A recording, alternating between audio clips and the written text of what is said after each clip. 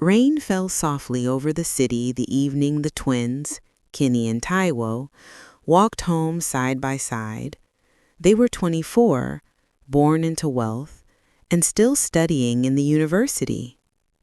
They looked alike, laughed alike, and often cried alike. But the one thing that separated them, slowly, quietly, was love. Kenny was the bold one, the lively one, the sister with a love story she believed would last forever. Her boyfriend, Mark, worked at a music studio. To everyone else, he was charming, but to Kenny, he was everything. She gave him money, paid his bills, cooked for him, even gave him her spare car when he claimed he needed it, for studio runs. Mark could not survive 1 week without Kenny, yet she held on to him like her heart had no choice. Taiwo was the calm twin, quiet and observant. She kept her love life private. Her own boyfriend, Daniel, was someone she had never met in person. They only talked through calls and messages, but his voice made her smile. Kenny didn't understand it. "You are dating a ghost," she teased. "Maybe your Daniel is a grandfather somewhere." Taiwo laughed it off, even when the jokes hurt. But she noticed something Kenny didn't: Mark's lies. She saw how he hid his calls, how he borrowed money like breathing, how he disappeared for hours with excuses that didn't make sense. Taiwo tried to warn her sister, but Kenny snapped, her eyes full of anger. "Stop acting jealous, Taiwo. You wish you had a man like Mark." One afternoon, unable to ignore her instincts, Taiwo dialed Mark using a fake male voice. "Hello? You better warn your girlfriend." Mark replied, "Hello, sir? Which one, sir?" Taiwo said in a fake male voice, "So you don't know who I dey talk about?" Mark replied, "No, sir. What is her name?" The moment he answered, her fears were confirmed. Mark was cheating, openly, confidently. Her hands trembled as she ended the call. That night, Taiwo went to Kenny's room. Her voice was soft. Her heart was heavy. "Kenny, he's cheating. I confirmed it." But Kenny exploded. "You're lying because you want my relationship to fail. Taiwo, I'm tired of your jealousy." Taiwo left the room with tears she didn't show. Days passed with cold silence between them. But truth has a way of revealing itself. The next week, Kenny decided to surprise Mark at the studio. When she opened the door, she found him sitting with another girl on his lap, laughing like he had no worries in the world. Kenny's world collapsed. Her scream filled the room. Her tears fell before she could stop them. She ran home, straight into Taiwo's arms. Taiwo held her tightly. Kenny sobbed until her body shook.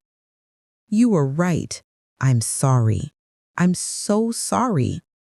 Taiwo whispered gently, "I didn't want to be right." A week later, needing fresh air, Kenny walked into a small cafe and bumped into a handsome man with soft eyes and a gentle smile. His name was Daniel.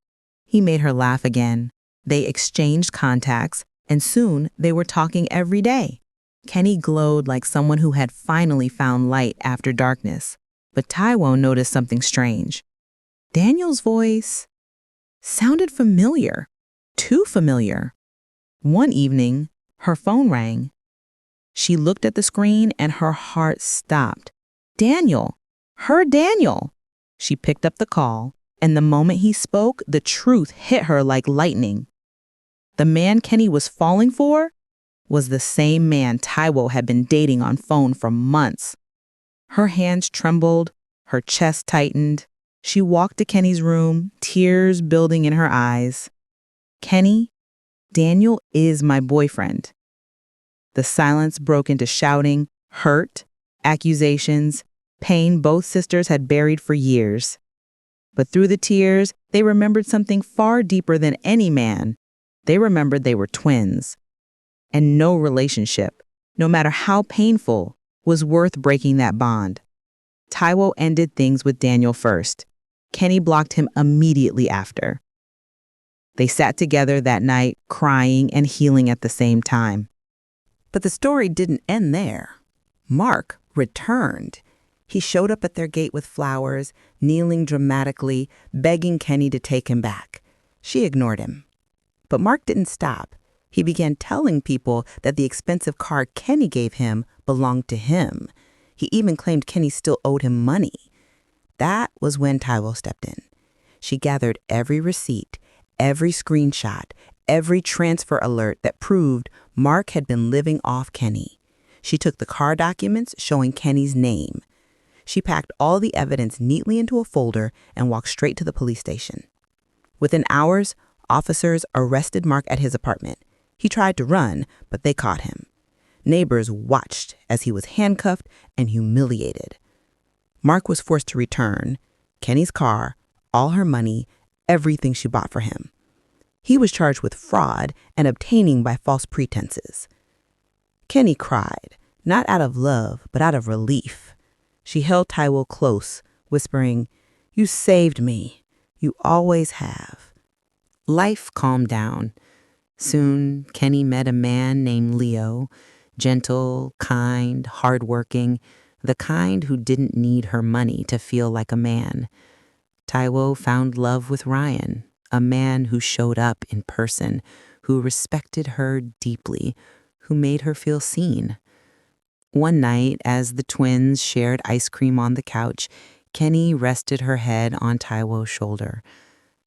"If I lose everything in this world," she whispered, "at least I still have you." Taiwo smiled and squeezed her hand. "We will always have each other."